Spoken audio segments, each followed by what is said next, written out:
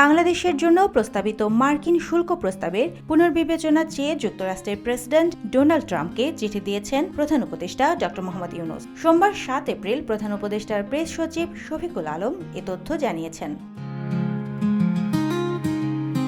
শফিকুল আলম জানান, প্রধান উপদেষ্টা ড. মোহাম্মদ ইউনূস ডোনাল্ড ট্রাম্প বরাবর চিঠি লিখেছেন। চিঠিতে আগামী 3 মাসের জন্য 37% শুল্ক প্রস্তাব স্থগিত করার অনুরোধ করা হয়েছে। এই সময়ের মধ্যে অন্তর্বর্তী সরকার রপ্তানি বাড়ানোর জন্য কাজ করবে। চিঠিতে প্রধান উপদেষ্টা লিখেন, বাংলাদেশ যুক্তরাষ্ট্রের এলএনজি আমদানিতে বহু বছরের একটি চুক্তি করেছে। একই সঙ্গে তুলা, গম, ভুট্টা ও সয়াবিন সহ কৃষিপণ্য আমদানিতেও উদ্যোগ নেওয়া হয়েছে, যা মার্কিন কৃষকদের আয় ও জীবিকার উপর ইতিবাচক প্রভাব ফেলবে। এছাড়া মার্কিন পণ্যের জন্য শুল্কমুক্ত ডেডিকেটেড বন্ডেড ওয়্যারহাউস চালুর কাজও চূড়ান্ত পর্যায়ে রয়েছে।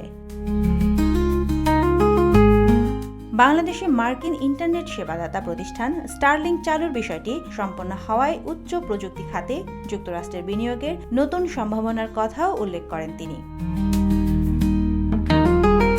চিঠির শেষাংশে ড. ইউনূস বলেন, আগামী 3 মাসের মধ্যে এসব উদ্যোগ বাস্তবায়নের আশা করছি। তাই এই সময়ের জন্য পাল্টা শুল্ক স্থগিত রাখা হলে যুক্তরাষ্ট্র বাংলাদেশ বাণিজ্য আরও ভারসাম্যপূর্ণ ও ইতিবাচক পথে এগিয়ে যাবে।